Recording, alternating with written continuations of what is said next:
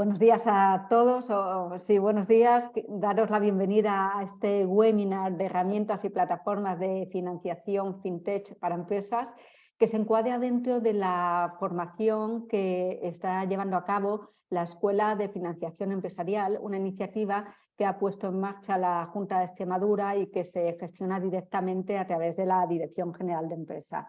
Esta iniciativa es un webinar, pero tienen muchas iniciativas, tanto formación online como MOOC, como otros webinars, que os invito a que visitéis la página y así podáis conocer todo lo que realizan. Bueno, pues las denominadas FinTech se supone que nos añaden valor a través de unas soluciones tecnológicas que nos ayudan a simplificar los procesos. Entonces, en este webinar hemos pensado que sería interesante que alguien que conozca muy a fondo todo lo que significa FinTech nos comente y nos traslade cuáles son las opciones pues, más intuitivas y más fáciles que podamos aplicar en las pymes y más en las micropymes, que como yo siempre digo a los ponentes, son la realidad empresarial que tenemos en Extremadura, empresas muy pequeñitas y muchas veces gestionadas por entre 1 y 5 personas, o sea que este es nuestro día a día. Para ello, pues recurrimos a una asociación que es la principal asociación en temas de FinTech, y tenemos a Leire Celdán, que es licenciada en Publicidad y Relaciones Públicas con un máster en Dirección de Comunicación y que su trayectoria profesional está ligada al mundo de estudios y de comunicación. Sobre todo empezó en el Instituto de Estudios Bursátiles, luego pasó al Instituto Atlántico del Gobierno y actualmente es Business Manager de la Asociación Española de FinTech e Insurtech, AEFI, donde Leire, ahora nos cuentas qué hacéis, pero yo creo que por lo que tú me has comentado y lo que he visto en tu currículum, pues tú llevas todo lo que es el tema de relaciones institucionales, de comunicación, de elaboración de planes estratégicos, ¿no?, entre otras funciones. Nos vas a contar partiendo de cero, ¿no?, porque hemos visto que tenemos un perfil muy variado y entonces empezaremos de menos a más. Y por supuesto que todos podáis hacer preguntas y podáis participar para que no se quede nada pendiente, nada por resolver, y bueno, veamos cómo podemos aplicar lo que es FinTech a nuestra realidad, a nuestro día a día, y podamos ir mejorando. Leire, cuando tú quieras. Te hago coanfitriona. Estupendo. Pues muchísimas gracias, Isabel, y buenos días a todos. Muchas gracias por asistir a este webinar sobre FinTech y sobre herramientas para empresas, herramientas FinTech para empresas.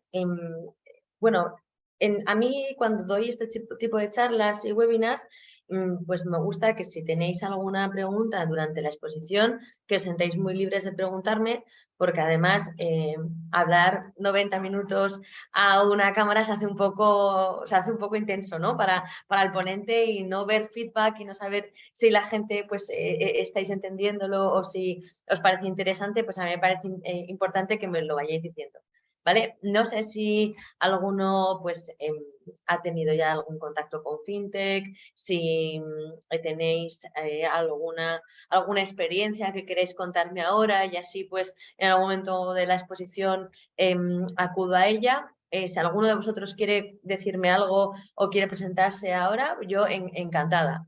Si os parece bien, ¿eh? Si no, pues voy empezando. Bueno, parece que está todo muy claro. Bueno, pues vamos a empezar con la presentación.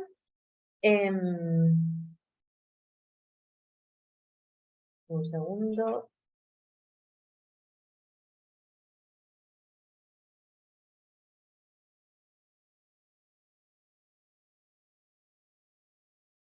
¿Veis mi pantalla, verdad? ¿La veis bien? Sí, perfectamente. Vale, estupendo. Pues dadme un segundo. Si tenéis alguna pregunta o similar, Isabel, me avisas, porque yo he tenido que hacer toda la pantalla más pequeña, ¿vale? Vale, perfecto. ¿Vale? Bueno, pues esta soy yo, como decía Isabel, soy licenciada en Publicidad y Relaciones públicas por la Universidad Católica de Murcia. Empecé mi carrera laboral en el Instituto de Estudios Bursátiles, el IEB, que es una escuela de negocios muy prestigiosa, y luego tuve la oportunidad de también desarrollar mi carrera profesional entre la Escuela de Negocios y el ámbito de gobierno y servicio público en la Escuela de Negocios de José María Aznar, y actualmente, bueno, pues soy la directora de la Asociación Española de FinTech, llevo casi 5 años desarrollando este rol. Y bueno, es una de las cosas más bonitas que me han pasado en mi carrera profesional. Veréis que bueno, a mí me parece apasionante y espero que a vosotros también os parezca muy interesante. Bueno, me comentaba Isabel que había heterogeneidad en los perfiles y que, bueno, que tenía que partir un poquito de la generalidad y de las bases, ¿no? Para empezar a hacer la presentación. Normalmente yo esta presentación siempre la enfoco desde el punto de vista de qué nos ha llevado a las fintechs, ¿no? Pues actualmente se habla mucho de disrupción tecnológica. Y la disrupción tecnológica es algo que os he puesto en dos ejemplos, que ahora os explico, y que se abre paso en todas las industrias, no solamente en la industria financiera, sino que estamos rodeados de irrupción tecnológica. Irrupción tecnológica no es solamente algo digital, algo que pase de lo analógico a lo digital, sino pues cuando, por ejemplo, el humano inventó la rueda, ¿no? Pues es una disrupción tecnológica el hecho de pasar de cargar cosas a llevarlos en un transporte. ¿Cuáles son las disrupciones tecnológicas contemporáneas a nosotros que más han podido impactarnos o que más tenemos presente en nuestro día a día, ¿no? Pues en primer lugar, cómo se ha pasado de todo, por ejemplo, las plataformas a las plataformas audiovisuales. Pues no sé cuántos años tenéis los que me estáis escuchando, pero si tenéis mi edad o más, habéis vivido el momento cassette de VHS. Todos hemos tenido una estantería en casa llena de cintas de este tipo y ahora ya no existen, ¿no? ¿Y qué pasó? Pues al final nosotros hemos vivido desde el cassette, el DVD, que también fue una irrupción tecnológica muy trascendental para los hogares alrededor de los 90, y ahora estamos en Netflix, ¿no? ¿Y por qué pongo Blockbuster ahí? No sé si habéis tenido alguna ponencia referente a irrupción tecnológica o si sabéis la historia de Blockbuster, pero Netflix arruinó a Blockbuster.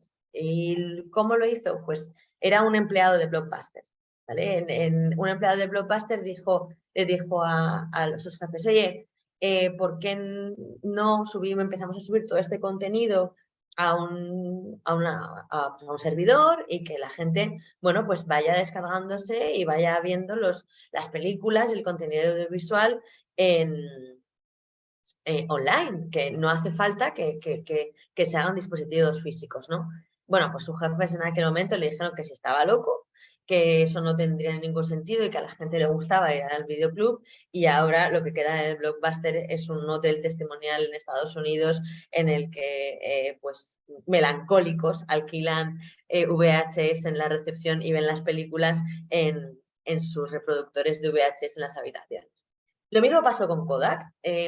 Cuando se empezó, Kodak, sabéis que era el monstruo por excelencia de la tecnología fotográfica, con sus carretes, sus cámaras. Bueno, pues eso, si tenéis mi edad o tenéis más edad que yo, pues os acordaréis de cuando teníais que ir a revelar las fotos y os las imprimían y no sé qué. Y bueno, también eso tenía su magia, ¿no? Se ha perdido un poco pues esa magia de ver cómo habían quedado las fotos del día de tu comunión después de 2 semanas en la tienda, ¿no? Por ejemplo.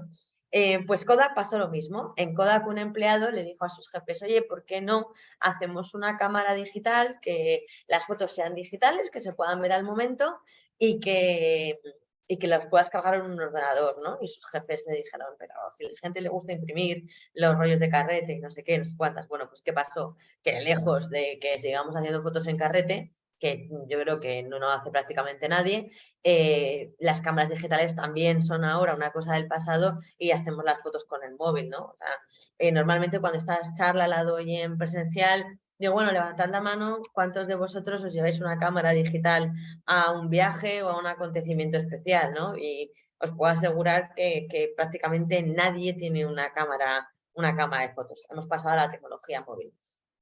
Y eso lo que nos invita a pensar es a una reflexión que ahora os cuento en cómo basamos estos cuatro pilares, pero es una reflexión, bueno, que en el ecosistema fintech y en el mundo de la industria financiera se habla mucho, que es que si algo puede ser digitalizado, se digitalizará, que si algo puede ser automatizado, se automatizará, que si algo puede ser conectado, se conectará y que si algo puede ser analizado, se analizará, ¿no? Y bajo estos cuatro pilares, pues la industria financiera, que es mi industria, y supongo que habrá otras como la agro o la farma, que también tienen muy presente esto, pues que es una realidad. ¿Por qué? Pues porque al final todos hemos pasado por tener que ir a una oficina bancaria y entonces, oye, que quiero hacer una transferencia y cuál es el número de cuenta, jolín, pues te lo han dado mal, el número, no sé qué, no sé cuántas, ¿no? Ahora todo eso se ha digitalizado, todos nosotros podemos hacer transferencias a través de la banca online, todo se ha automatizado, porque si alguno de vosotros tenéis alguna transferencia recurrente, como es el pago del alquiler o es el pago pues, de alguna cuota que tengáis, también la podéis automatizar en vuestra banca. Hemos conectado con esa empresa directamente a través de nuestro servicio de banca online y además nuestros datos son analizados. Y tenemos en nuestra propia banca online un análisis de cómo y en qué gastamos nuestro dinero día a día. Si todos accedéis a vuestra página web de vuestro banco, seguro que en vuestro perfil de usuario pone: este mes te has gastado tanto en consumo, tanto en hostelería, tanto en tal, ¿no? Al final es análisis de nuestros datos. Y esto, ¿cómo conecta con otros aspectos de nuestra vida? Bueno, pues nosotros hemos vivido también la irrupción de las GAFA, que son Google, Amazon, Facebook y Apple, que es como se conocen dentro de la industria tecnológica, que son las conocidas Big Techs, y esa gran irrupción tecnológica ha pasado también a nuestro día a día. ¿No? Día a día, que además está muy unido a través de la banca, porque hemos pasado de adquirir cosas a usar cosas por suscripción, ¿no? Nosotros ya no tenemos un cassette con un reproductor VHS o DVD, sino que tenemos Netflix y no lo hemos comprado, sino que pagamos por el uso y el día que queremos dejar de usarlo nos damos de baja y se acabó. No sé en Extremadura cómo es la concienciación de la movilidad dentro de las ciudades, pero aquí en Madrid cada vez hay menos gente con coche y más gente que utiliza servicios como Cabify, ¿no? Entonces, al final, lo que sigues haciendo es tener una predisposición a la usabilidad y a la suscripción antes que a la adquirencia. La tecnología en nuestro día a día pasa desde que nos levantamos hasta que nos acostamos, ¿no?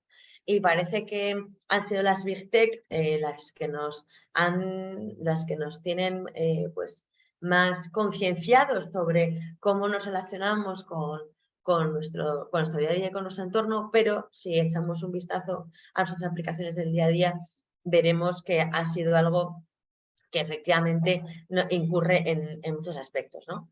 Pues tenemos desde aplicaciones que nos dicen el tiempo, que nos dicen cómo hemos dormido, acudimos a Google permanentemente para preguntar cómo era esto, cómo era lo otro, ¿no? Esto ha perdido también un poco, tiene esa pérdida es un poco pues melancólico, ¿no? Porque cuando te juntabas antes en una reunión familiar, que esto era así, que el protagonista de esta película se llamaba no sé qué, y tal y cual, y querías llevar la razón y querías llevarle la contraria a tu cuñado, pues ahora tienes al cuñado que te saca a Google, ¿no? Vamos a preguntarle a Google. Bueno, pues se ha perdido también esa magia de tener que acudir a la enciclopedia y que al final mandabas a tu sobrino pequeño a la enciclopedia, porque te daba mucha pereza, ¿no? También ahora hemos dejado de consumir otros soportes, como por ejemplo son las revistas o los periódicos sobre tendencias, o como por ejemplo qué se lleva ahora, ¿no? Sobre todo en la industria de la moda, pues ahora si no estás en Instagram o en Pinterest, pues no existes. Antes pues teníamos esa conexión con los políticos y con lo que estaba pasando a nuestro alrededor a través de las noticias, y ahora pues todo se gesta a golpe de Twitter. Compramos a través de Amazon, vemos a través de Netflix, escuchamos a través de Spotify, nos movemos a través de Cabify, ¿no? Como vemos, esto quizá es un poco simplista, pero sí que es verdad que es una realidad de hacia lo que tendemos, ¿no? O incluso nuestra propia salud se ha convertido también en algo tecnológico y tenemos pues esas aplicaciones de la seguridad social o la aplicación de nuestros seguros de salud como puede ser Sanitas o DKV o similar, ¿no? ¿Cómo afecta todo esto y cómo nos ha llevado a relacionarnos con la industria financiera y con nuestra forma de gestionar nuestras finanzas? Bueno, pues estas Big Techs, como os comentaba, han desarrollado servicios y productos de pago y financieros, ¿no? Como por ejemplo es Google Pay, Amazon Pay, Apple Pay u otras aplicaciones como por ejemplo Zurich con Orange desarrolló una línea de seguros o Amazon Lending, ¿no? Amazon Lending no viene a ser otra cosa que lo que se conoce como Buy Now Pay Later, que es paga ahora, o sea, compra ahora y paga más tarde, ¿no? Pues si por ejemplo hacemos bici y queremos gastarnos no sé, 1.500 euros en una bici, la compramos por Amazon, Amazon te da la oportunidad de que todas esas precios, bueno, o sea, que todos esos importes los puedas fraccionar. Tengo una...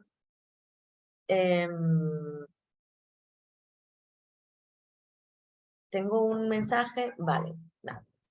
Estupendo. Luego, esto es como lo vivimos en Europa y aquí hay una frase que se repite mucho dentro de la industria que es Estados Unidos inventa, Asia copia y Europa regula, ¿no? Y dicho esto, vamos a pasar un momento por Asia porque me parece pertinente saber que esto no es solamente el continente europeo o Estados Unidos, el continente norteamericano, sino que también pasa por una vivencia dentro de Asia que está siendo el más poderoso monstruo en cuanto a tendencias tecnológicas y financieras en nuestra industria, bueno, y en todo en general, ¿no? Porque al final todos hemos comprado o hemos vivido como China fue el principal proveedor de herramientas y de útiles durante el COVID, ¿no? Entonces, me parecía pertinente comentaros Asian Tech porque las Asian Tech son una industria que parece, yo creo que muchas veces no somos conscientes de todo lo que conlleva, ¿no? Entonces, bueno, aquí os he puesto algunos ejemplos de cómo Asia hace frente a las gafas de Estados Unidos, ¿no? Como esto que son Google, Amazon, Facebook y perdonad, y Apple. Bueno, también ahora se habla de las Gandalf porque Facebook ha pasado a ser Meta y porque parece que hay otros jugadores que están irrumpiendo en el sector, pero bueno, lo más conocido son las GAFA, ¿no? Y aquí en Asia pues tenemos como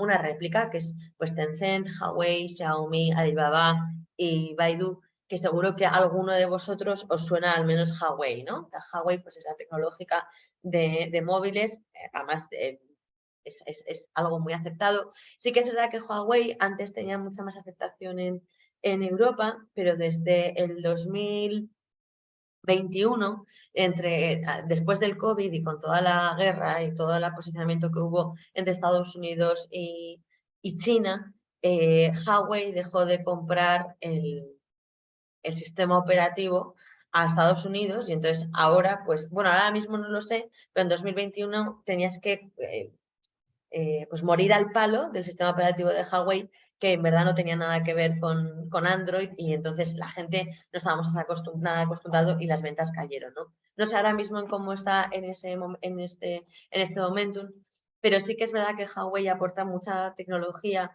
que no solo es a través de móvil o dispositivo hecho en producción propia, lo que es el aparato físico, sino que también en tecnología. Xiaomi pasa lo mismo y tenemos bancos que son ultra potentes como Tencent o grandes distribuidores como es Alibaba.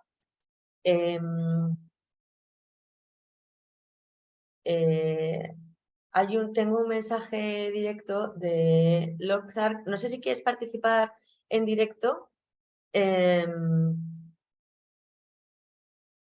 ¿Quieres comentar algo en directo? Es que no sé cómo es tu nombre, Lorcar. Bueno, si quieres, pues Isabel nos echa una mano a que participes. Bueno, a ver, creo que bueno, simplemente... Esperad, que ahora tengo yo eco. Veo que pone, yo añadiría también... Isabel, no te Eso oímos. lo ha puesto Carlos Badiano, yo no sé, Lorca, no le veo la idea, o sea que puedes continuar. Ah, vale. Vale.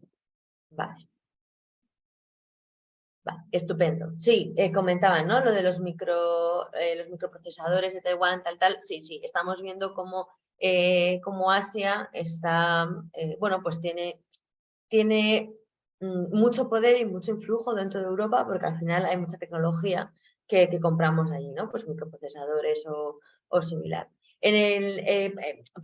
Volviendo un poco a nuestro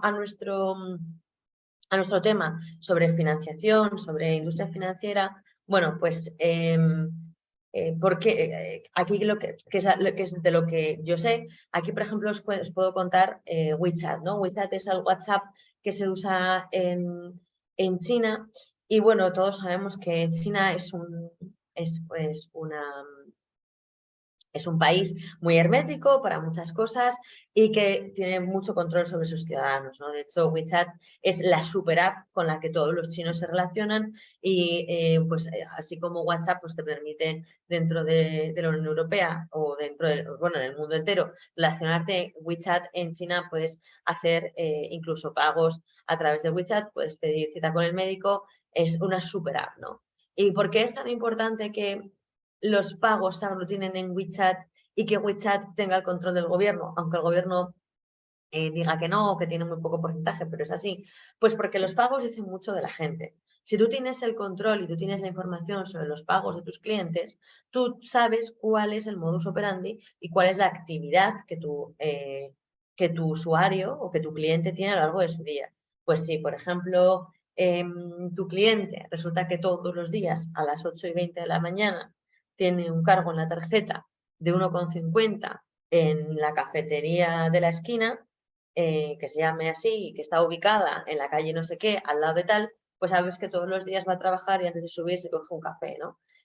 O, por ejemplo, que come todos los días en un restaurante de menú del día. O que por las tardes, pues los viernes se toma cervezas porque están en su cargo. O cuál es la gasolinera que está más cerca de su casa, ¿no? Los pagos dicen mucho de los comportamientos de las personas. Y WeChat es la super app con la que China, perdón, tiene mucho conocimiento de sus usuarios.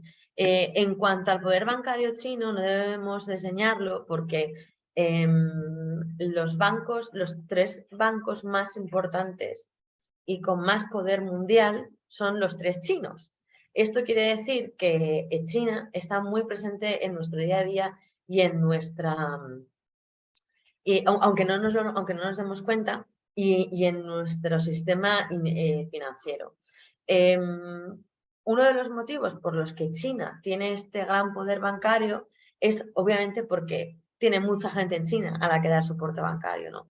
Pero aparte China ya sabéis que es uno de los mayores productores en cuanto a todo, de todo el mundo, con lo cual por algún lado tienen que hacer todas las transacciones. Y ahí tenéis por donde pasan las transacciones con Europa, con Estados Unidos y con el resto del mundo. Hay otro punto importante a la hora de hablar de China y es el yuan digital. No sé si conocéis, tampoco me voy a meter mucho, si conocéis o estáis enterados de lo que está ocurriendo u ocurre con las monedas digitales. Las monedas digitales y las monedas virtuales, no me refiero a Bitcoin, no me refiero a criptomonedas, sino a monedas que son estatales o gubernamentales y por qué se están usando, ¿no? Y por qué se están desarrollando en países. Básicamente, cuando tú tienes una moneda digital en un país como China y eliminas el efectivo, tienes mucho más control sobre lo que está pasando dentro de tu país y sobre las transacciones que está habiendo con tu moneda digital o con tu moneda virtual, tanto entre tus ciudadanos como con otros mercados, ¿no? Esto es una forma de centralizar la política monetaria y tener y robustecer tu moneda frente a otras monedas internacionales. Pues quizá el yuan no pueda competir con el dólar, no lo sé, pero si resulta que tienes un yuan digital es mucho más fácil robustecer tu moneda, ¿no? Esto está pasando en países como por ejemplo Venezuela o Rusia, que su moneda local pues no vale nada, ¿no? Que no es una moneda que pueda competir contra la libra esterlina, contra el dólar o contra el euro. Dicho lo cual, y volviendo a nuestro tema, que son las fintechs, bueno, pues os quería aquí ya llegar al punto de por qué la revolución fintech, ¿no? Bueno, pues como hemos visto hasta ahora, ha habido revolución industrial y revolución tecnológica a lo largo de todos los años, o sea, de todos los siglos que la humanidad lleva existiendo en este planeta. Y una de las cosas que ahora nos están impactando es todo lo que tiene que ver con finanzas, ¿no? La industria aseguradora y la industria financiera siempre han sido un poco más reacias a tener esa revolución digital. Bueno, pues por un tema de idiosincrasia, por un tema de que son monstruos muy potentes y muy grandes y que digitalizar toda una industria es muy costoso y harto complicado, ¿no? Pero sí que es verdad que hemos pasado en nuestra historia mundial de tener dinero en efectivo, en moneda, a tener papel moneda, tarjeta de crédito que iba todo a través de un banco y que finalmente le daba usabilidad a un usuario financiero, ¿no? Con esto quiero decir que el humano lo que ha intentado siempre es hacerse la vida más fácil. Entonces, en vez de llevar arcas de monedas de oro de un lado para otro y que se las robaran en los caminos, pues ha pasado a tener un objeto de plástico en el que almacena toda su información y es mucho más fácil, ¿no? El intermediario siempre ha sido la banca y entonces siempre hemos tenido que pasar, bueno, por esa institución. Ahora no es diferente, ahora seguimos teniendo a la banca y a sistemas y a entidades que se gestionan nuestro dinero a través de ellos. El tema es que han surgido nuevas tecnologías y nuevos objetos con los que esto nos puede ser más fácil, ¿no? Entonces, cuando toda la primera parte siempre ha sido muy física, pues tener que ir a una oficina, tener que tener una tarjeta, tener que tener el dinero en metálico, etcétera, etcétera, gracias a la tecnología, sobre todo a la tecnología móvil, pues ahora tenemos todo dentro de nuestro teléfono y de nuestros ordenadores, nuestros iPads, etcétera, ¿no? Dicho lo cual, ¿qué es una fintech, no? Hemos visto cómo hemos hecho una pequeña aproximación a cómo ha pasado la banca de ser física a ser digital. Pues hemos digitalizado todos los procesos, sobre todo los procesos de pago, ¿no? Entonces, aquí tenéis la definición de fintech e insurtech según la Asociación Española de Fintech, ¿vale? Según nosotros. Pues una fintech o una insurtech es una empresa innovadora de base tecnológica y de reciente creación o no, porque luego lo vemos en el segundo capítulo, que contando con las autorizaciones administrativas que se requieren, ofrezcan productos o servicios relacionados con el sector financiero o asegurador. Esta definición no es baladí, ¿vale? Esta definición sobre fintech o insurtech ha dado muchas horas de pensamiento y de negociación y de conversación entre los miembros de la industria. No solo miembros de nuestro ecosistema fintech, sino también miembros de la industria financiera tradicional. Bueno, llegados a este punto, pues, ¿qué es una fintech, no? Pues una fintech es una empresa que te aporta productos o servicios de la industria financiera o aseguradora a través de canales digitales, ¿vale? Seguro que muchos de vosotros habéis tenido o tenéis alguna fintech instalada en vuestro móvil, no sé, pues puede ser, por ejemplo, Fintonic o Tricount, o os habéis ido de viaje y habéis compartido gastos a través de una empresa, de una aplicación. No sé, igual tenéis alguna tarjeta vinculada a un banco de cambio de divisa para viajar al extranjero. En fin, ese tipo de cosas, ¿no? que nos han hecho la vida más fácil en un momento dado y no has tenido que ir a tu banco, pedirle cambio de divisas, etcétera, etcétera, ¿no? ¿Qué nos aportan las compañías fintech o insurtech? Bueno, pues las compañías nos aportan a base de tecnología nuevos productos y servicios financieros o de seguros. ¿Y qué es un nuevo producto o servicio financiero? Pues lo que comentaba antes, ¿no? Poder compartir los gastos en un viaje con amigos o, por ejemplo, poder hacer un pago cuenta a cuenta en un momento dado o poder cambiar divisa en un momento dado y tener con tu tarjeta un wallet en el que has cambiado 200 euros a libra esterlina porque estás en Reino Unido y tienes seguro que no te vas a gastar más de eso, ¿no? Además, las insurtechs han ayudado a innovar y a transformar digitalmente el sector tradicional buscando la mejora de la experiencia de usuario. UX es User Experience, que a lo que va es que el usuario financiero tiene una experiencia y un acercamiento a su proveedor mucho más amigable de lo que lo tenía antes, ¿no? Pues antes tú tenías que ir a tu entidad bancaria con todos tus papelicos y firmar y esperar la cola y no sé qué. Ahora tú coges, llegas a tu banca online, te metes, haces una transferencia y ya está, ¿no? O Bizum. Tú llegas, Bizum no es una fintech y si queréis luego os explico por qué. Pero tú tienes una cena con amigos y resulta que paga uno, ¿cuánto es? Pues 15 euros. Bueno, pues le vas haciendo a todos le vas haciendo a esa persona un Bizum, ¿no? O sea, ha eficientado la relación con la industria financiera y con nosotros mismos. Y además hay una parte importante y es que el ecosistema fintech también ha desarrollado soluciones que son B2B, son business to business, soluciones que son para otras empresas, bien sean empresas de la industria financiera u de otras empresas, que eso también lo veremos ahora un poquito más adelante. ¿Y cuántas fintechs e insurtechs somos ahora mismo? Pues mira, aquí os he descargado un mapa que es una empresa Finnovating, que es asociado a EFI, y podéis ver ahí el último estudio que se hizo de cuántas empresas fintechs había en España, ¿vale? Tenéis ahí la bandera de España, fintech tal. Y estos son cómo se categorizan o cómo se categorizan en general las empresas fintech dentro de nuestro país, que ahora lo explicaré también. A ver, tengo un comentario por el chat. Vamos a ver si alguien tiene alguna. Va. Vale, ahora vamos con algunos ejemplos también. Como veis, hay 400 empresas fintech. En Surtex habrá unas 200, no llega, con lo cual es un entramado de empresas bastante potente. ¿Quiénes trabajan aquí? Bueno, pues la media de trabajadores de una fintech está en unas 25 o 30 personas.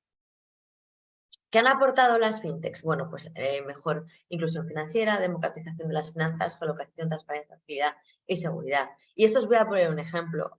Ahora mismo, vosotros cuando tenéis vuestra aplicación móvil, vuestra aplicación bancaria en vuestro móvil, tienes acceso a otros productos financieros que si no tuvieras esa aplicación y la aplicación no te lo contara, tú no lo sabrías, ¿no? Entonces, tú sabes si puedes, por ejemplo, crear una cuenta de ahorro que te va a dar cierta rentabilidad y no tienes que ir a tu oficina bancaria que te lo cuenten, sino que la propia banca te lo dice, ¿no? Eso también se ha abierto a la democratización de las finanzas. En países de la Unión Europea no lo hemos vivido tanto, pero en el continente latinoamericano la inclusión financiera era muy baja. No llegaba creo que era el 25% de la población hace 5 años. Ahora, gracias a las fintechs, la población se está bancarizando porque tienen un teléfono móvil con una aplicación pues, a donde les llega la nómina, a través de la cual pueden tener la tarjeta y pagar. Y esto está haciendo que también la educación financiera de esas personas aumente, porque están teniendo más control sobre su gasto. En cuanto a transparencia, esto es muy sencillo. O sea, en vez de tener 200 papeles que no sabes dónde están y los acabas perdiendo o pegándole fuego, porque al final uno ya no sabe qué hacer con tanto papeleo, lo tienes todo en tu dispositivo. La agilidad, más de lo mismo, y la seguridad. A mí cuando me dicen, no, pero es que hay hackeos dentro de la banca y no sé qué y tal y cual. Sí, hay hackeos, hay ciberfraude, hay ciberdelincuencia y cuando el dinero se guardaba en una caja fuerte dentro de un banco, pues también las atracaban. O sea, malo va a haber siempre. Y el malo, pues lo que pasa es que antes iba con una pistola o con un cuchillo jamonero a la entidad bancaria y ahora pues es un tío que tiene conocimientos de tecnología y que tiene, pues, que es un malo pues refinado, ¿no? Pues porque sabe lo que está haciendo y sabe, esto es algo que utilizamos mucho dentro del ecosistema fintech, o al menos yo lo uso mucho, que es saber rascar las teclas, saber qué tiene que poner en una pantalla pues para hacer el mal. Bueno, esto ha existido siempre.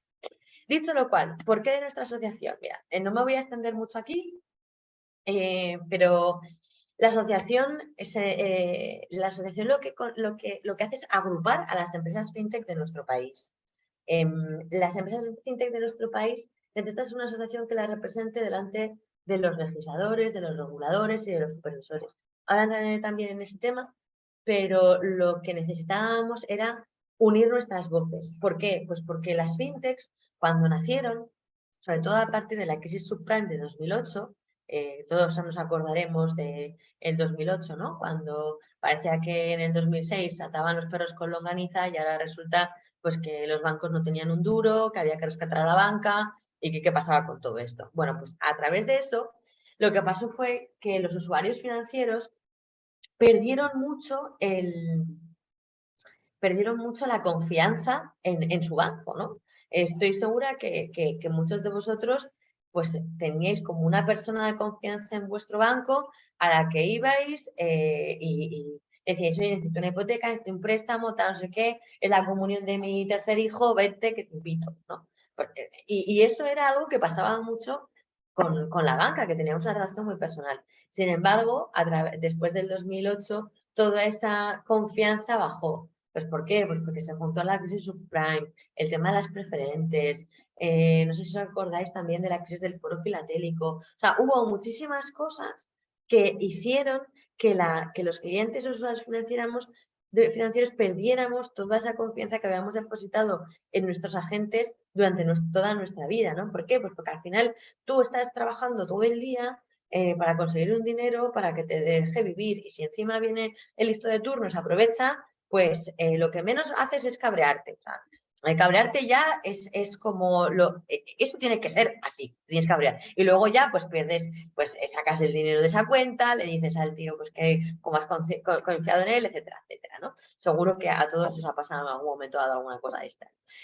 Entonces, cuando todas las fintechs, o sea, cuando gente de la banca vio cómo las empresas en las que estaba trabajando, pues pensamos en el Banco Popular, en las cajas de ahorros, el BVA, ¿no? Bancos también grandes, la Caixa, vio cómo hacía todo eso, pues claro, hubo muchos financieros y muchos bancarios que dijeron, oye, ¿esta es la única forma que tenemos de hacer las cosas? Pues no, no es la única forma. Ya tenemos tecnología y podemos empezar a discurrir cómo acercarnos a nuestros clientes de otra forma. Y eso fue lo que hicieron. O sea, las fintechs y las insurtechs, no creáis que están creadas por chavalitos en un garaje, que es lo que se piensa mucho de las startups de base tecnológica, que son dos chavales que no han acabado la universidad metiendo datos en un garaje y haciendo cosas muy chulas en ordenadores con pantallas negras y una bombilla con medio tono alrededor de una mosca, que no es eso, ¿vale?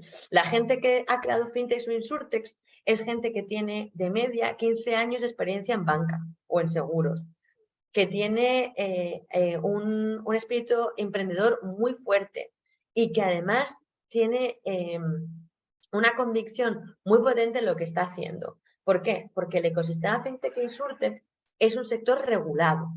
Es un sector que está exactamente igual regulado que la industria, o sea, que por ejemplo, Pharma, ¿vale? Para que pongamos una analogía con otra industria. Es decir, que si un banco necesita una autorización de crédito o una licencia de entidad de crédito para poder operar, una fintech o una insurtech, depende de su modelo de negocio, también. Y también tiene supervisores, también tiene normas y también tiene que luchar sus autorizaciones. Con lo cual, la persona que se mete a crear una fintech o una insurtech es una persona que tiene muy claro lo que tiene que hacer y que sabe muy bien cómo funciona la industria, ¿vale? Entonces, cuando todas esas pequeñas empresas de repente se vieron que estaban muy solas ante el peligro, ¿no? Ante la industria financiera tradicional, que además en el 2016, que es cuando se funda la asociación, pues nos veían como cucarachas en las que había que aplastar, pues hubo una reunión de fintechs y dijeron, oye, ¿qué hacemos? Oye, pues vamos a formar una asociación. Y aquí estamos, ¿no? Pues 7 años más tarde la asociación pues tiene su peso, somos más de 200 asociados, tenemos empresas patrocinadoras como por ejemplo puede ser Mastercard o MetLife, una aseguradora muy potente, y tenemos alianzas con otros países, con otros miembros de la Unión Europea y con otros miembros en Latinoamérica, ¿vale? La asociación es también cofundadora de la Alianza Iberoamericana, de la Alianza Europea de Finanzas Digitales. Nuestra asociación tiene un propósito y un objetivo muy claro, que es mejorar el ecosistema fintech e insurtech de nuestro país. ¿Por qué? Pues porque al final, cuando tú tienes una industria financiera robusta en un país, tú tienes un país robusto. ¿Qué pasó cuando la banca tuvo que ser rescatada en 2008? Que estábamos todos llorando, porque no sabíamos qué iba a pasar. Pero si fue el momento de más incertidumbre financiera, ya no solo en España, sino en el mundo. O sea, no ha vuelto a pasar nada como eso, ¿no? Y entonces ahí se crearon mecanismos dentro de la Unión Europea a través de leyes y de regulación que nos hicieran tener seguridad financiera y seguridad bancaria. ¿Por qué? Porque si se cae el sistema financiero de un país o de un continente, ese país cae entero, ¿vale? Cuando se devalúa una moneda, por ejemplo, vemos Venezuela, nada tiene valor, nada puede ser cuantificable. Entonces, en ese momento, pues no hay ni buenos sueldos, ni buenos precios, ni buen nada. Entonces, lo que nosotros intentamos es que la industria financiera española sea robusta, sea fuerte y que el ecosistema fintech forme parte de todo ello. Nosotros lo que queremos es que la industria financiera no se aglutine en 3 o 4 entidades financieras muy grandes y que tengan ellos pues el oligopolio de nuestra industria, no porque sea mejor o sea peor, sino porque no todos los ciudadanos tienen las mismas necesidades. Ya lo vamos a ver. Dentro del ecosistema fintech hay diferentes modelos de negocio que nosotros los hemos catalogado como verticales. Verticales, ¿por qué? Porque si os acordáis del mapa de Finnovating que he puesto antes, Finnovating empezó a ordenar a las empresas de forma vertical. Entonces, como la asociación se gestó en una reunión que había convocado Finnovating, que es la empresa que os comentaba, pues dijimos, pues verticales, ¿no? Verticales de modelos de negocio. Y aquí las tenéis. Son 13 verticales y ahora os voy a explicar con ejemplos, ¿vale? He preparado un ejemplo o dos por cada uno de los modelos de negocio. Tenéis WealthTech, finanzas personales, lending online, crowdfunding, servicios, transacciones de divisas, Paytech, infraestructuras financieras, cripto, Insurtech, onboarding digital, neobancos, marketplace y RegTech. No sé si a vosotros os pasará, pero también me he enfrentado a foros en los que la gente me dice, pero ¿por qué hablas solamente en inglés? ¿Por qué todo está definido en inglés y todo se dice en inglés? ¡Qué tontería! Si España tiene, o sea, si el español es un idioma absolutamente rico, ¿no? Pues tenéis toda la razón, pero es que todo esto nació en Reino Unido. Entonces, se ha heredado mucha terminología de Reino Unido. Y si estamos en la industria financiera y en el sector de las finanzas, España pertenece a Europa y los negocios se hacen en inglés. Entonces, el lenguaje común de todas las empresas y de toda la industria es el inglés. Y ha sido heredado por eso, porque además nació en Estados Unidos, ¿no?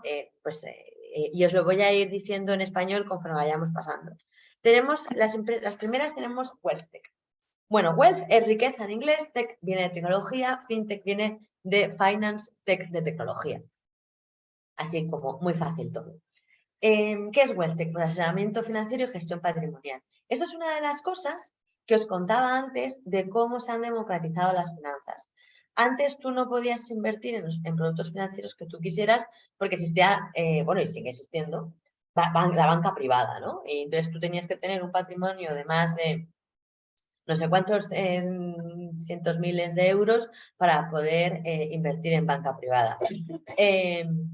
Bueno, no sé si es vuestro caso, pero el mío, pues desgraciadamente no tengo cientos de miles de euros para poder meterlos en productos financieros que me den rentabilidad, ¿no? Entonces, cada uno tiene como sus ahorritos. Bueno, pues esos ahorritos, ahora mismo, gracias a empresas WealthTech, tú puedes diversificarlos y ponerlos en diferentes productos financieros a través de tu móvil o de tu gestor de banca online para que te den rentabilidad. Eso significa democratizar las finanzas, ¿no? Y esto ha sido una medida también que ha ayudado mucho a la educación financiera de nuestro país, a que el usuario financiero entendiera que había productos que estaban al alcance de su mano para poder meter pues sus ahorros o meter bueno, pues un dinero que ha llegado por una herencia o similar, ¿no? Dentro de las WealthTech, pues tenemos los negocios B2C y los negocios B2B. Y explico. B2C es Business to Customer, negocio al consumidor. Son negocios a los que la gente directamente, o sea, a los que la empresa gestiona directamente con el usuario final. Y luego hay negocios que son proveedores de otras empresas, ¿no? Y entonces aquí tenemos, por ejemplo, a Pickline, que es el mejor aliado para las fintechs. Bueno, pues lo que hace, por ejemplo, Pickline es proveer de tecnología a otras empresas actuando en marca blanca. Y esto lo entendemos todos, porque todos hemos comprado en Hacendado, o sea, en Mercadona, yogures Hacendado, con lo cual todos entendemos lo que es una marca blanca, ¿no? Esto es muy útil para aquellos que tengáis algunos ahorros y queráis invertir. Lo voy a contar más adelante, pero para aseguraros de que las empresas donde ponéis vuestro dinero son empresas fiables, tienen que estar licenciadas por la CNMV, ¿vale? Por la Comisión Nacional del Mercado de Valores. Es decir, fondos.com tiene una licencia de un supervisor financiero que depende del Ministerio de Economía, la cual le ha costado obtener entre 6 y 18 meses para que tú tengas tus ahorros de forma segura en fondos.com. Es decir, esto no es meterlo en un sitio de un fulano y que no sabes qué va a pasar con eso, y igual mañana ya no tienes un duro. No. Esto tiene garantías, tiene avales, tiene cuentas escrow, tiene seguros, etc. ¿Vale? Finanzas personales. Bueno, pues aquí esto es lo que os contaba antes, ¿no? Que una de las aplicaciones más conocidas para las finanzas personales es FinTonic. FinTonic fue una de las primeras fintechs que se dedicaban a las finanzas personales a través de agregadores de cuentas y gestión de gasto. ¿Para qué sirve este tipo de aplicaciones? Pues para marcarse, por ejemplo, objetivos financieros.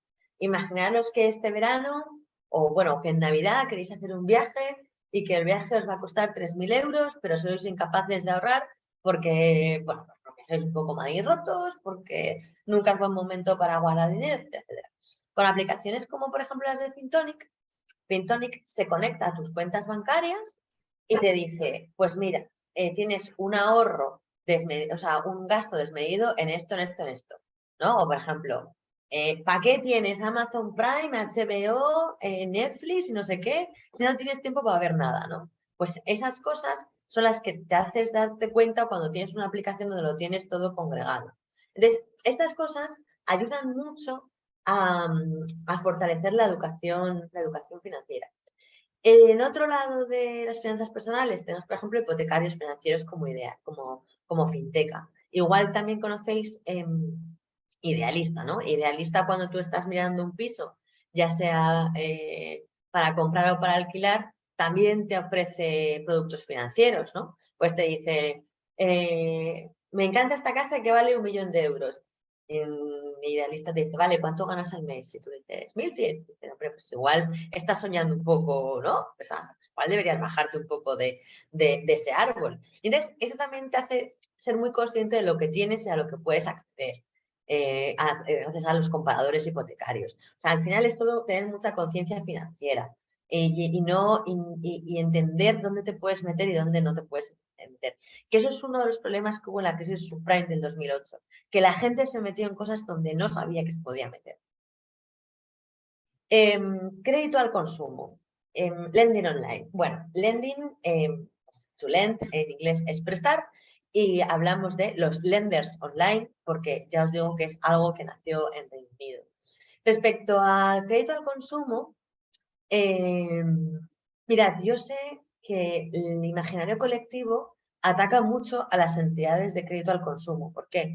Porque los intereses son muy altos, porque se hablan de que si cláusulas abusivas, que si no hay control, etcétera, etcétera. Y os voy a explicar un poco la realidad de estas empresas. Estas empresas son empresas que no son bancos, son empresas que no son una entidad de crédito y que están prestando con su dinero. Entonces, cuando tú prestas, porque eres un lending online y prestas 1.000 euros a una persona que te los ha pedido, además te lo prestas muy rápido, con lo cual no pasas ni por CIRBE, ni por ASNEF, ni por nada de nada, el riesgo que estás adquiriendo es muy, muy alto, ¿no? Entonces, estas empresas tienen su labor social dentro de nuestra sociedad. Y dices, no, es que son abusivas porque pides 1.000 y luego tienes que devolver 1.500. Ya, sí, es que el dinero tiene un precio. Y es algo que en estos últimos años no hemos tenido en cuenta porque estaba todo a cero. Entonces, el dinero no costaba nada. Y ahora, cuando los tipos están subiendo y von der Leyen sale en la tele diciendo que va a subir un 0,5 más y no sé qué, es porque el dinero tiene un precio. Y así debe ser. Lo que no es normal es que el dinero no tenga un precio y que el dinero no nos cueste nada. ¿Por qué? Porque entonces nos podríamos endeudar hasta los ojos y más allá. Tenemos que tener algún tipo de freno y tenemos que tener conciencia de lo que cuesta el dinero, ¿no? Entonces, estas empresas lo que hacen es, por ejemplo, For Finance, ¿no? Que es la marca comercial en España es Bilbus. Pues hay sitios, hay personas que no hacen buen uso de esto. Y esto es verdad, y la EFI ha luchado mucho contra, por ejemplo, la ludopatía o la drogadicción y gente que pedía dinero a empresas de crédito al consumo porque tenían problemas de adicciones, ¿no? De hecho, nosotros hemos creado una iniciativa con el Ministerio de Consumo, estamos muy concienciados, las empresas que pertenecen a la asociación tienen que cumplir con el préstamo ético, tenemos un código de buenas prácticas muy férreo, o sea, aquí no puede hacer cada uno lo que le dé la gana. Pero volviendo al tema, pues imaginaros una pareja que tiene unas rentas limitadas y que con su salario pues llega solamente a pagar el alquiler, los gastos, etc. Pero resulta que tiene un coche para poder ir a trabajar y que ese coche se abre. Y resulta que tú no puedes pagarlo porque no tienes dinero ahorrado y la reparación te cuesta 600 euros. Pues gracias a empresas como el crédito de crédito al consumo, tú puedes hacer frente al pago de la avería de tu coche, que es tu herramienta para ir al trabajo, y luego devolver ese dinero en plazos. Esto ya puedes hacerlo de una forma u otra, pero son empresas que ayudan a llegar y a aportar liquidez a usuarios financieros que no podrían acceder a financiación a través de la banca tradicional.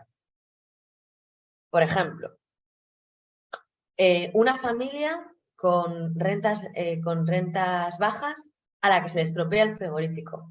Bueno, pues gracias a empresas como estas puedes acceder a ese frigorífico.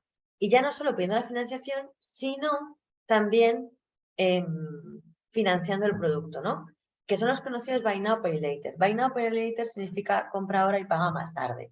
Estas empresas, pues te compras un frigorífico en MediaMarkt y resulta que MediaMarkt tiene una línea de financiación a través de una empresa fintech, que por ejemplo es Secura, y te dice, oye, ¿quieres pagar este frigorífico en un año?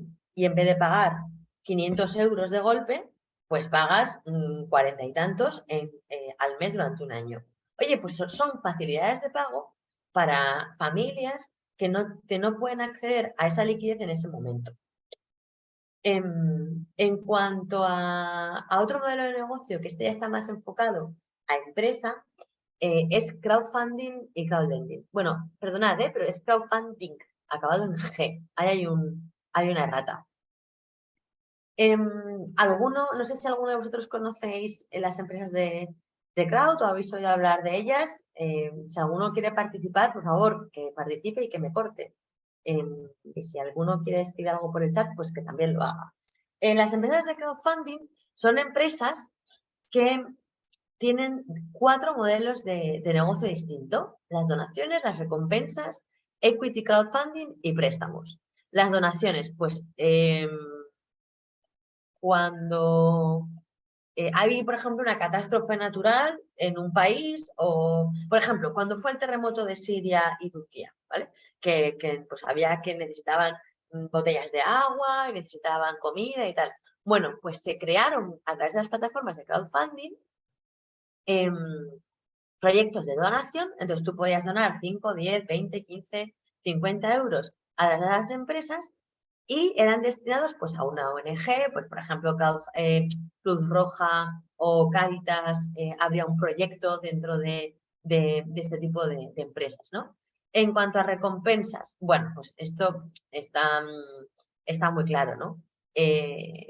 Pues tienes una recompensa a través de, pues, por ejemplo, de algo que hayas dado. Equity crowdfunding. Esto es muy útil para aquellos que estéis buscando financiación. Si tenéis, tengo una pregunta.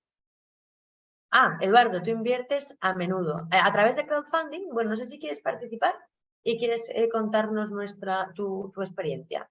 Sí, en Adelante, parte, Eduardo. gracias.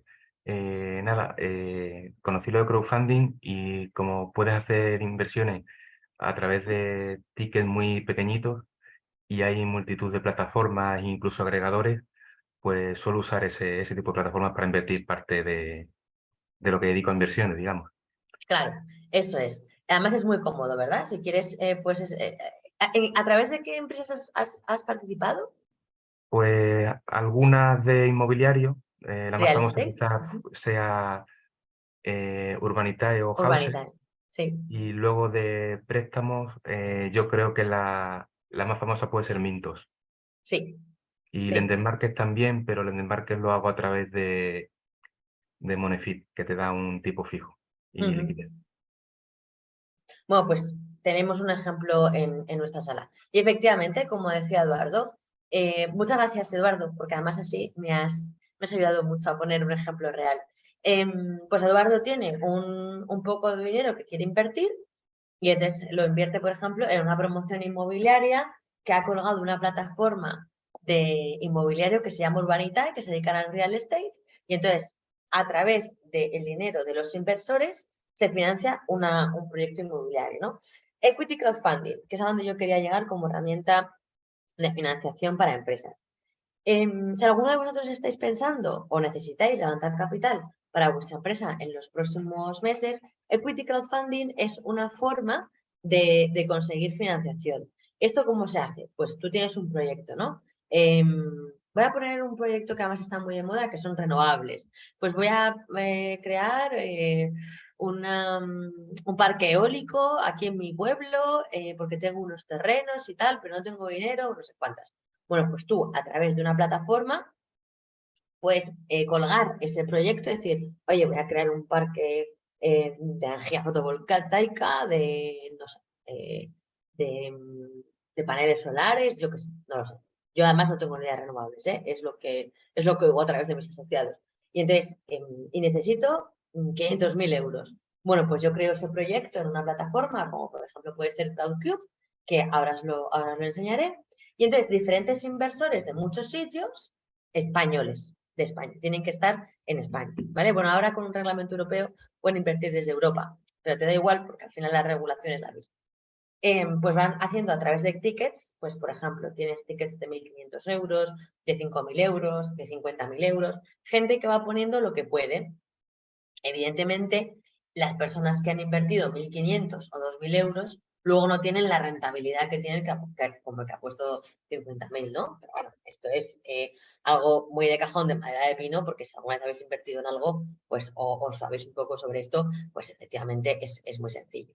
O sea, es muy normal, ¿no? Y aquí alguna de las empresas de las que hemos hablado. Mira, Eduardo, justamente, Urbanitae. Urbanitae le he puesto de ejemplo porque son esos asociados a EFI. De hecho, el CEO de Urbanitae fue miembro de la junta directiva de la asociación anterior, que era Diego Bestar y era vicepresidente. Bueno, pues aquí tenéis, ¿no? CrowdCube, que es Equity Crowdfunding, que es para invertir en empresas adelantadas a su tiempo. Pues, por ejemplo, hay una empresa de crowdfunding que se llama Thousand Investment, que a través de ellos Globo consiguió la financiación para ser hoy quien son, ¿no? O Alvalle, por ejemplo. Alvalle era, pues no sé si es, Alvalle es entre agro y alimentaria y tal, necesitaban dinero porque tenían una idea muy buena, subieron el proyecto a Thousand Investment y resulta que consiguieron el dinero para realizar su proyecto, ¿no? Funding, pues es lo que os he comentado, en proyectos de energías renovables. Aquí es para invertir en proyectos de energías renovables, ¿vale? Vale. Y luego tenemos servicios transaccionales y divisas. Pues esto es para empresas que, o sea, si por ejemplo tenéis negocios con el extranjero y necesitáis cambiar dinero, o si por ejemplo tenéis algún tipo de viaje o similar, podéis cambiar divisa. Esto, bueno, no me voy a entretener aquí mucho más. Las Paytex. Sí que me parece interesante hablaros de las Paytex porque son empresas de pago. Son iniciadores de pagos, son agregadores de cuentas, empresas de gestión de pago. Y aquí hay pues, cosas muy útiles para ayudaros a vuestras empresas. Por ejemplo, GoCarless. GoCarless es una aplicación para empresas que, por ejemplo, tienen que cobrar a sus clientes mensualidades, anualidades o similar. Tú metes los datos de tu cliente cumplimenta la ficha en GoCarless, entonces pues todos los meses, el día 5, GoCarless le pasa el recibo y se paga, ¿no? O Payhawk. Payhawk es una empresa que se dedica a la gestión de gastos de empresas. Esto es muy útil porque muchas veces lo que nosotros nos hemos dado cuenta es que las empresas pierden mucho tiempo y recursos en los gastos de sus comerciales o de sus empleados. Infraestructuras financieras. Esto son empresas que ayudan a la automatización de servicios financieros. Si vosotros en vuestras empresas tenéis empresas tenéis un departamento financiero, normalmente en los departamentos financieros, cuanto más automatizados estén, más eficientes son, ¿no? Y aquí tenéis empresas, bueno, pues que os pueden ayudar a que eso sea más rápido. Si tenéis dudas sobre qué empresas os podrían ayudar, en la web de la asociación tenéis más. Si no, podéis preguntarme. Cripto. Bueno, cripto daría para hablar no 90 minutos, sino 280 horas. Dentro de cripto hay muchas empresas de cripto diferentes. Hay empresas que se dedican al intercambio de monedas, de dinero fiat a criptomonedas, empresas que son de custodia, donde guardar tus criptomonedas, o incluso empresas de minería. ¿Vale? Las Insurtechs. Las Insurtechs son empresas que comercializan dentro del ecosistema de nuestra aseguradora. Pues, por ejemplo, hay empresas que venden seguros a otras empresas, como por ejemplo Lisa Seguros. Lisa Seguros resulta que recibe una solicitud de MAPFRE, que MAPFRE le dice: oye, necesito un seguro para bodas. Y entonces Lisa Seguros le crea un seguro a MAPFRE para bodas. WeCover es una empresa de cross-selling, es decir, que a través de lo que tus clientes compran en tu web, tú puedes venderles un seguro. Pues imaginaos que estáis vendiendo aspiradores. Bueno, pues tú puedes, a través de WeCover, puedes venderles un seguro para su aspirador, ¿no? Y Vedeo. Vedeo es una empresa que ha ayudado mucho y que además ha ayudado mucho desde el COVID, porque Vedeo lo que hace es peritaje, videoperitaje. Entonces, cuando se te rompe algo en tu casa, si tu compañía de seguros está conectado con Vedeo, no hace falta que vaya un perito. Tú grabas un vídeo de lo que te ha pasado. A mí, por ejemplo, se me inundó mi casa en pleno confinamiento. ¿Vale? Esto es real, esto es real. Una noche a las 12 de la noche se me inundó la casa. Bueno, pues yo hice un vídeo y con eso lo solucioné. Onboarding digital. No penséis que es baladí el darte de alta en una fintech o en una insurtech. Los procesos de autenticación de clientes y de identificación de clientes son muy severos y hay una regulación muy, muy específica. Ya hay empresas que se dedican a vender soluciones tecnológicas a las fintechs que, por ejemplo, Fintonic necesita para dar de alta a sus clientes, ¿no? Fintonic le dice a, por ejemplo, Veridas: oye, Veridas, necesito que me hagas una solución para dar de alta a mis clientes. Entonces Veridas te dice: no te preocupes, según la regulación actual tienes que pedir todo esto y tienes que hacerlo de esta forma. Entonces con su tecnología lo haces. Otras fintechs que también están muy de moda son los neobancos. N26, que es uno de los más conocidos, es un neobanco B2C, es decir, a consumidores. Y a través de él puedes tener una cuenta, una tarjeta, etc. Los neobancos lo que no dan es crédito, ¿vale? O sea, os pueden dar crédito hasta 50.000 euros, pero para pedir, por ejemplo, una hipoteca o un préstamo de 100.000, tienes que ir a una entidad de crédito, a un banco, ¿vale? Otra forma también que tenéis las empresas de automatizar vuestros servicios bancarios o vuestras necesidades bancarias a través de los neobancos dedicados a empresas. Conto es uno de ellos. Además, Conto funciona como una aplicación, pero tiene todas las finanzas de tu negocio. En cuanto a Marketplace, Marketplace y comparadores y agregadores. Esto es páginas web en las que tienes comparadores de productos financieros o de empresas. Pues si yo quiero contratar un seguro, pues resulta que Rastreator me dice qué seguros encajan en mi perfil, ¿no? Aquí he puesto Finnovating. Finnovating esto es mucho más que un comparador y un agregador. Si alguno tiene una empresa financiera, deberíais meteros aquí, porque lo que hace es conectar compañías de todo el mundo dependiendo de sus necesidades. Y Regtex. Las Regtex son empresas que ayudan a cumplir la regulación. Pues como os decía, las empresas financieras de la industria necesitan mucha regulación y cumplen muchos requisitos que el supervisor, Banco de España, CNMV y la DGS les requieren por normativa europea. Entonces, a través de, por ejemplo, Logalty o empresas como Carmen Firma, les ayudan a cumplir con esa regulación. Y os pongo un ejemplo: para firmar contratos se puede hacer de forma digital, pero tienes que tener ciertas credenciales y con estas empresas te aseguras de que tus empleados o el CEO o quien sea cumple con todas esas credenciales para poder cumplir con la normativa actual, ¿no? Y bueno, pues ¿quién supervisa, autoriza y regula nuestro ecosistema? Pues mirad, el Ministerio de Economía es nuestro público más objetivo. Las leyes obviamente las hacen a través de los legisladores en el Congreso de los Diputados y el Senado, y tenemos reguladores que son los que escriben la norma, europeos y nacionales. Los europeos es ESMA, que es la Comisión Nacional de Mercado de Valores a nivel europeo; EBA, que es el European Banking Authority, que es banca a nivel europeo; e IOPA, que es seguros a nivel europeo. Y aquí en España pues tenemos al Tesoro Público, que marca las reglas del juego. Y esas normas las escriben estos, las autorizan los legisladores, en el caso de la Unión Europea, el Consejo y la Comisión y el Parlamento, y nos supervisan a nivel nacional Banco de España, CNMV y Ministerio de Economía. Me va quedando poco tiempo y no sé si tenéis dudas o si queréis que comentemos alguna cosa, porque me comentó Isabel que normalmente las preguntas y las dudas las queréis hacer al final. Entonces, si tenéis alguna duda, me decís, encantada de comentarlo.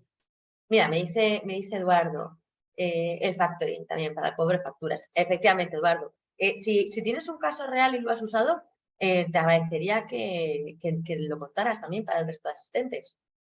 Pues de factoring lo que he usado, pero muy poquito de momento, aunque es interesante porque los tiempos son más cortos, es de la plataforma de Sego Finance, que le llaman Sego Factoring o Sego Facture, no sé.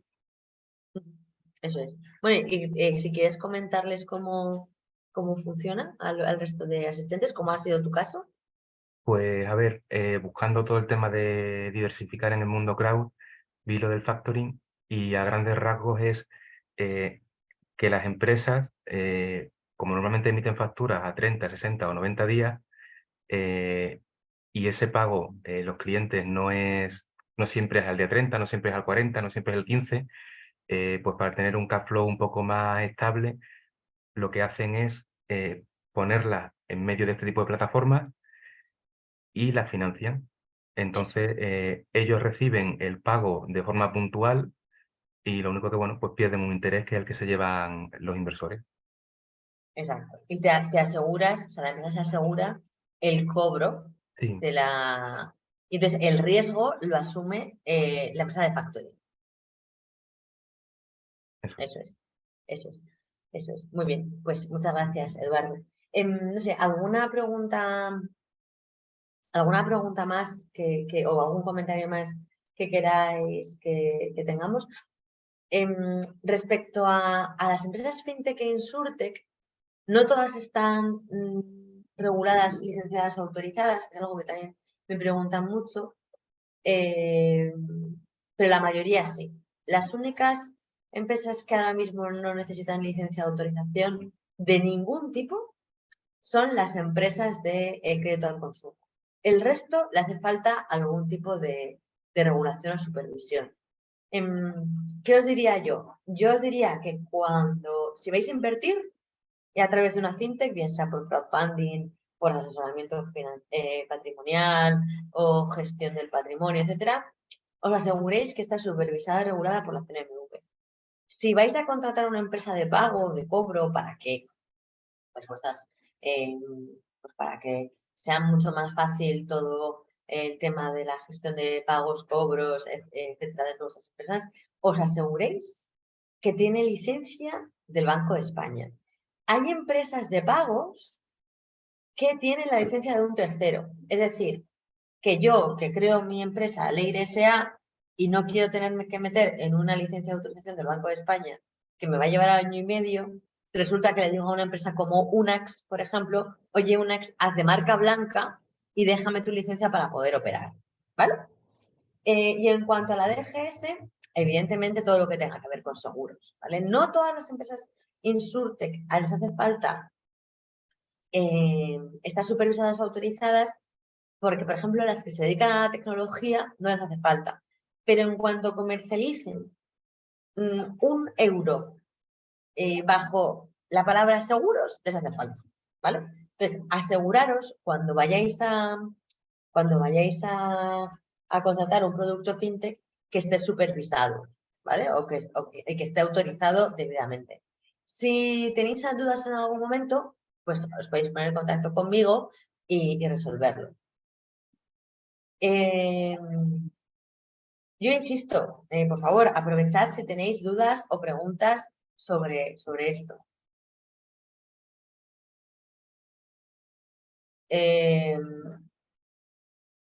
Bueno, tengo un comentario, no sé, el Orkzar, si quieres participar en directo, las plataformas de cobro, y me comenta, ¿no?, que las plataformas de cobro la mayoría extorsionan los gabinetes jurídicos dedicados a esto. Bueno, no sé qué experiencia tienes con esto, pero yo no estoy de acuerdo, ¿no? Las plataformas de cobro son gestores muy útiles para empresas que tienen, por ejemplo, que lanzar mensualidades, como por ejemplo puede ser un gimnasio. O, por ejemplo, nosotros lo usamos directamente aquí en la asociación. O sea, nosotros tenemos una plataforma para esto, ¿no? Bueno, supongo que habla de todo. Igual has tenido alguna mala experiencia. También pues hay plataformas para no denunciar este tipo de cosas, incluso a los supervisores. Si has tenido una mala experiencia a través de la autoridad bancaria, que el supervisor del Banco de España además es preventivo, es supervisión prudencial, puedes denunciarlo y acudir a ellos, ¿vale? También os digo esto, que tenéis a vuestro servicio al Banco de España, la CNMV o la DGS, para si habéis tenido alguna mala experiencia. ¿Alguna pregunta más o algún comentario? ¿No? Bueno, pues sí que es verdad que había preparado más contenido para la exposición de hoy, pero voy a dejar de compartir un segundo y os voy a contar en la asociación cómo hacemos nuestras campañas de lobby, ¿no? Que es algo que también a la gente le interesa. Mirad, nosotros dentro de la asociación, como os he comentado antes, uno de nuestros objetivos es que la regulación y la supervisión pues mejore. Y eso lo hacemos a través de libros blancos. Los libros blancos son herramientas documentales que sirven para poner en negro sobre blanco la realidad de un sector. La asociación hasta la fecha ha escrito 8 libros blancos y además los ha escrito con la colaboración de los supervisores. Y esta foto es muy representativa y os cuento por qué. Mira, Iván Navalón y Manuel Pescador son los dos de empresas fintechs. Esta persona representa a FECABank, que es uno de los mayores bancos mayoristas. Rodrigo García Lacruz ha sido nuestro presidente durante 4 años. Él también pertenece a FECABank. Y aquí están las dos figuras más importantes para nosotros, que es la CNMV y el Banco de España. Banco de España y CNMV apoyan mucho nuestras iniciativas y nuestro análisis regulatorio para poder saber dónde mejorar las cosas, ¿no? Y ya no solo mejorar para las empresas, sino mejorar para el usuario final y para el consumidor final. En nuestra página web podéis encontrar nuestros libros blancos. Pues tenemos, hay algunos que están un poco desfasados, como por ejemplo la detección de barreras de normativas de crowdfunding. Esto está desfasado porque el año pasado entró en vigor el reglamento de crowdfunding y ya no es la ley nacional. Pero sí que es verdad que tenéis documentos útiles que, aunque no seáis, por ejemplo, fintechs o empresas de la industria, hay una guía práctica que es cómo proteger startups y nuevos proyectos, que te dice los pasos que tienes que seguir. Bueno, pues que si tienes una idea, que esa idea esté protegida, ¿no? Y no vendérsela a cualquiera y no subcontársela a cualquiera. Y luego tenéis pues otros libros blancos, como por ejemplo verticales que hemos comentado, asesoramiento patrimonial, lending online. Este libro está muy bien para entender cómo funciona el crédito al consumo y entender qué se hace bien y qué se hace mal. Libro de pagos, como os comentaba antes, el libro blanco de las Paytex, RegTex, regulación, todo aquello que os puede ayudar, por ejemplo, a dar de alta, a la firma electrónica, a la identificación de clientes, a la autenticación de identidad digital, etcétera, y seguros. En este caso, os cuento la importancia que tienen estos dos documentos porque lo hicimos con UNESPA. UNESPA es la mayor patronal de aseguradoras tradicionales y ellos se pusieron en contacto con nosotros para que a través de las Insurtechs creásemos unos documentos que fueran una especie como de guía burros para todas las situaciones de digitalización que estamos viviendo y cómo había que mejorar. A ver, tengo aquí algunas preguntas.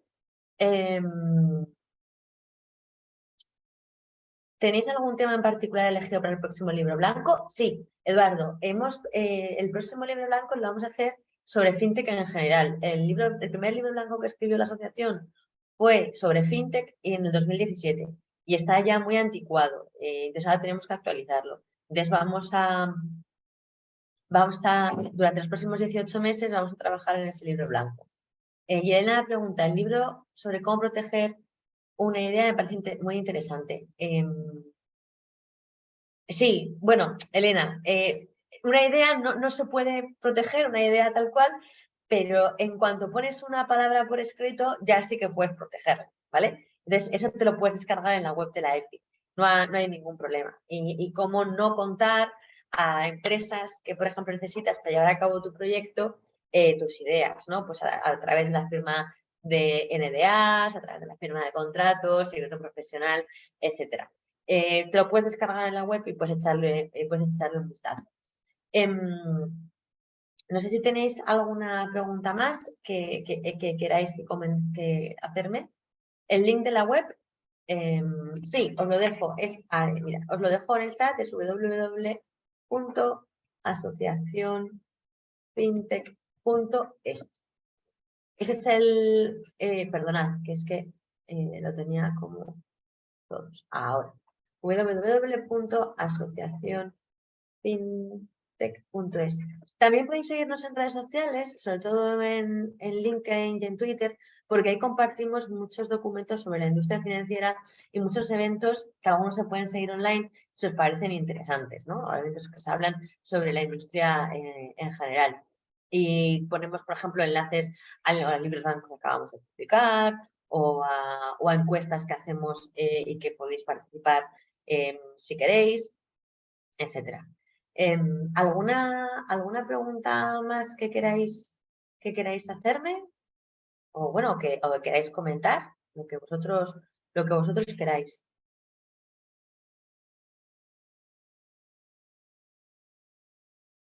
¿No? Vale. Hay otra cosa que me suele preguntar también mucho los asistentes a este tipo de webinars y es, bueno, ¿quién trabaja en la industria financiera? Pues mirad, trabaja gente de todo tipo, sobre todo en el ecosistema fintech. Ahora mismo, si alguno de vosotros sois ingenieros de teleco, informáticos o industriales, que sepáis que en la asociación, o sea, a través de la asociación, podéis conocer a empresas fintech e insurtech y que el puesto de ingeniero y todo lo que tenga que ver con desarrollo informático está muy de moda y además también os cuento todo lo que tenga que ver con ciberseguridad, fraude, etcétera, también son temas que tienen mucho interés dentro de nuestra industria. Y por último, ya las últimas cosas que me he enfrentado en las últimas conferencias han sido ChatGPT e inteligencia artificial. Mirad, la tecnología es algo que si se utiliza con cabeza, viene muy bien. ¿ChatGPT va a sustituir a tu agente de banca?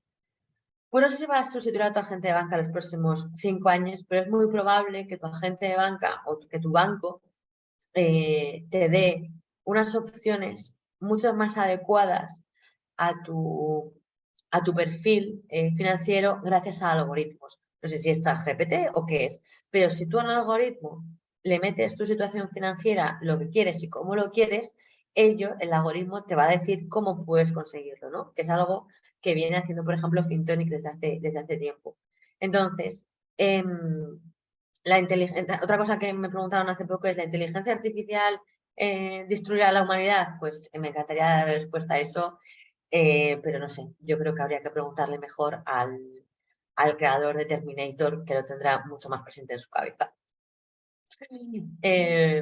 Y bromas aparte, si queréis hacerme alguna pregunta más o queréis que comentemos algo, encantada. Isabel, no sé si tú has recibido alguna pregunta o No he hacerme recibido alguna. ninguna porque están aquí todas públicas, pero me parece muy interesante todo lo que estás contando y además yo creo que todo lo que nos queda por aprender, según te estoy escuchando, digo, todo lo que nos queda por aprender, ¿no? Sobre todo los que ya tenemos cierta edad, que esto es totalmente nuevo para nosotros, ¿no? Y yo creo que es fundamental algo que has hablado tú, que es la educación financiera. Yo creo que tendría que ser obligatoria en los colegios porque es verdad que no sabemos luego resolver ciertas circunstancias que son de nuestro día a día, ¿no? Ha sido muy Nosotros hicimos una interesante. campaña sobre educación financiera y cómo incluirla en los centros educativos.